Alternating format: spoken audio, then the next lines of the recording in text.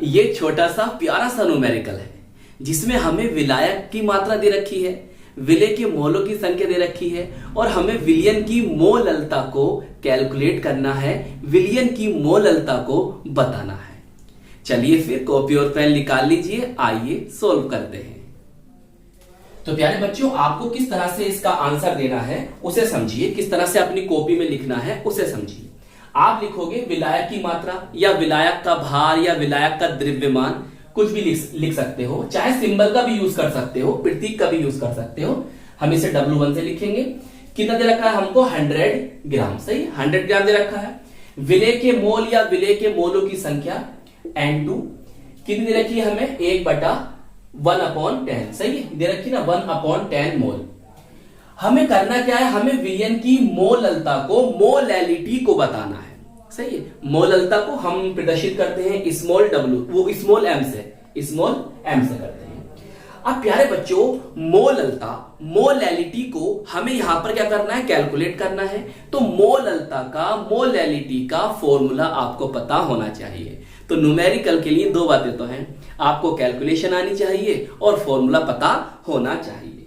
तो हमने फॉर्मूला लिखा है, मोललता बराबर विलय के मोल अपॉन विलायक की मात्रा या विलायक का भार या विलायक का द्रव्यमान। अगर ग्राम में है तो यहां आप 1000 लिखोगे, और अगर किलोग्राम में होता विलायक का द्रव्यमान, विलायक की मात्रा या विलायक का भार अगर यहां किलोग्राम में होता तो यहां 1000 लिखने की जरूरत नहीं है।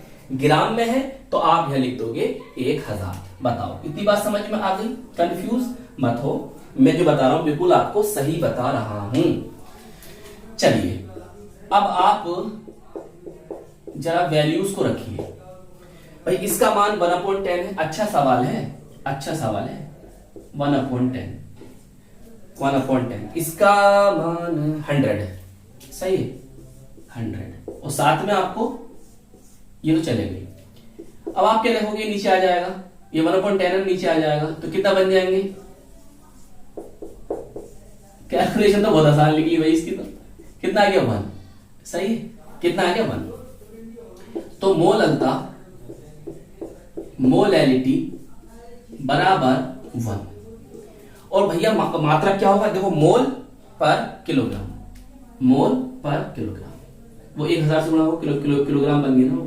तो मोल पर, चाहे ई लगाओ मत लगाओ, किलोग्राम, चाहे हिंदी में लिख लो, या आपको ना ऐसे भी लिखा मिल सकता है, या लिख जा 1 स्मॉल m। सही, ऐसे भी लिख सकते हो।